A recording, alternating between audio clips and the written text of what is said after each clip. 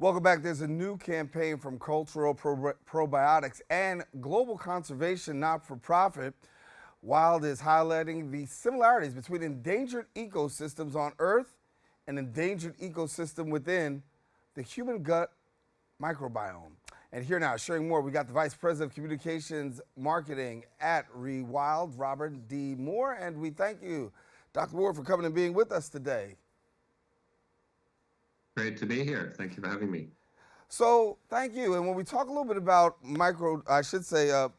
protecting biodiversity, there's an importance, I feel, and there's an importance about protecting them within the ecosystems.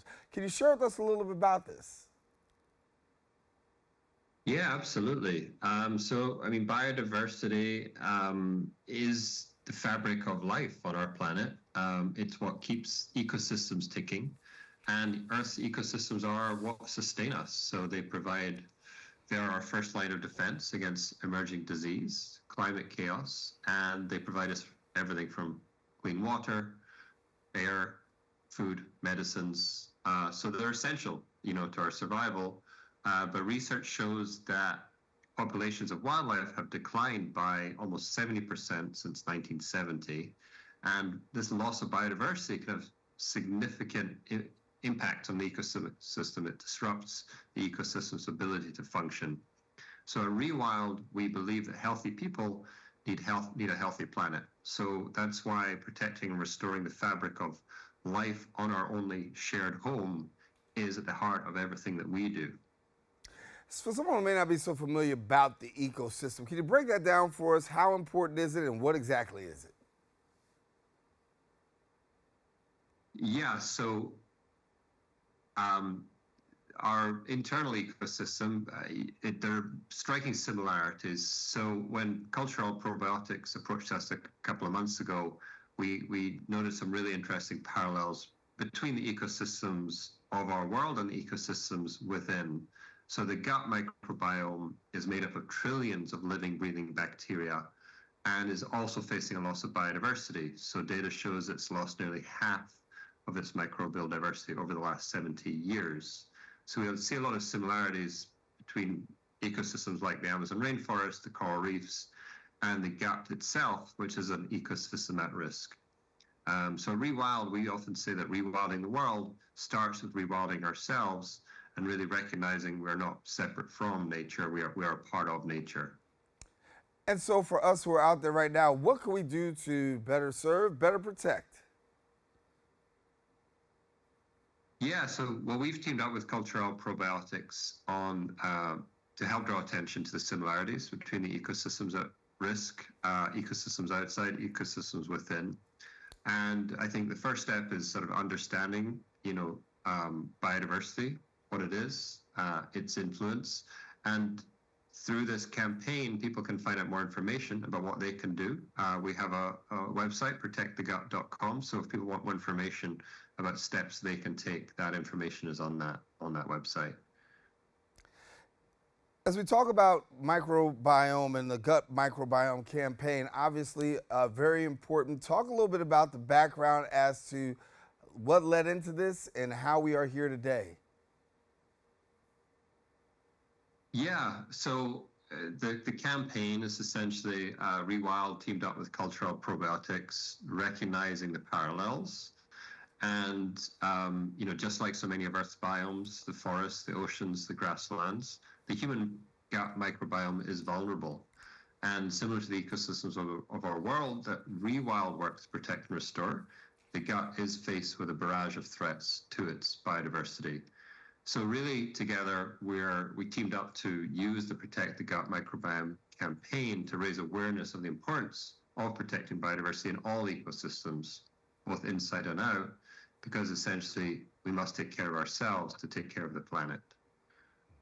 Share with me a little bit about the awareness, because as you're on this awareness campaign and making the public more aware, certainly I'm learning, and I think most people will say that they have the opportunity to learn a little bit more.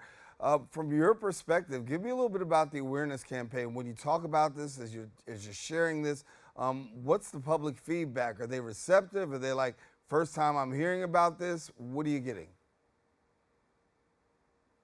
I mean, this specific campaign we're just launching, but Rewild has been in sort of the business of protecting and restoring the wild for many years. I've been doing this for decades. I think, I think biodiversity is a big, complex, nebulous issue, and I think, but people are starting to become aware of the importance of it. I think we are starting to see the repercussions of what happens when our ecosystems are degraded and depleted of biodiversity. There's a high risk of infectious outbreaks like pandemics. We see increase of threat of harm from catastrophic weather events, floods, hurricanes, which of course are exacerbated by a loss of biodiversity and our ecosystems. So I think people are starting to connect the dots, and I think at Rewild, we're really focused on breaking it down to make it accessible for people, because we know the solutions, and we've seen what happens when you not only halt the destruction of an ecosystem, but when you actually restore its biodiversity. And we have seen that ecosystems can recover and be restored. So, I think just connecting with the biodiversity around us and within us, understanding it and taking steps to protect and restore it is something that everybody can do in their everyday lives. Yeah. There's some people said that ecosystems could not be restored, but here you are saying, yes, it can be restored. Can you share a little bit more about the restoration effort and the positive effect of that? Yeah, I mean, I've seen with my own eyes what happens when you restore an ecosystem. We're working a lot in Haiti, for example, that's got less than 1% of its original forest standing. We are working with local partners there who are restoring magnolia trees to an area around the buffer forest. And what we see is that the soil was being eroded, and nothing holding it together, is suddenly becoming healthier. The trees are acting as a buffer, they're stopping erosion. And the people living in these areas in which are protected and restored are better off. They have clean water, they have more food security.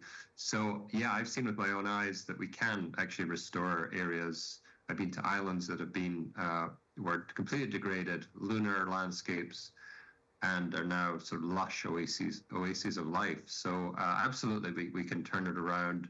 Nature, biodiversity can be resilient. We have to give it a chance. Yeah. And when we neglect the critical ecosystems that are out there, talk to me a little bit about those consequences again. What are some of the consequences we have there?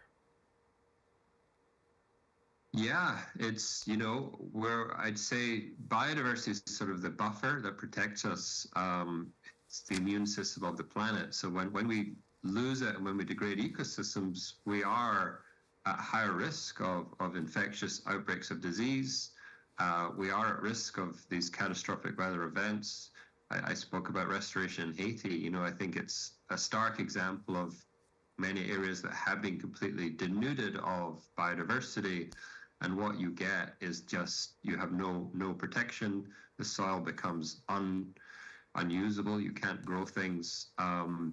So, I think the repercussions of losing biodiversity, of losing our ecosystems, are starting to be felt, I think, more and more by people around the world who are sort of on the front lines of that kind of change. Yeah. Well, certainly we want to thank you for taking the time and sharing with us, Dr. Moore, and we appreciate it. But before we go, I got to ask you the question. If somebody's out there, where do they get more information? Yeah, so to learn more about the campaign, you can go to protectthegut.com. Certainly, go to protectthegut.com. Dr. Robert Moore, thank you so much for being with us. We appreciate having you talking about some very critical things to ecosystems, and certainly enjoyed the conversation. Thanks a lot.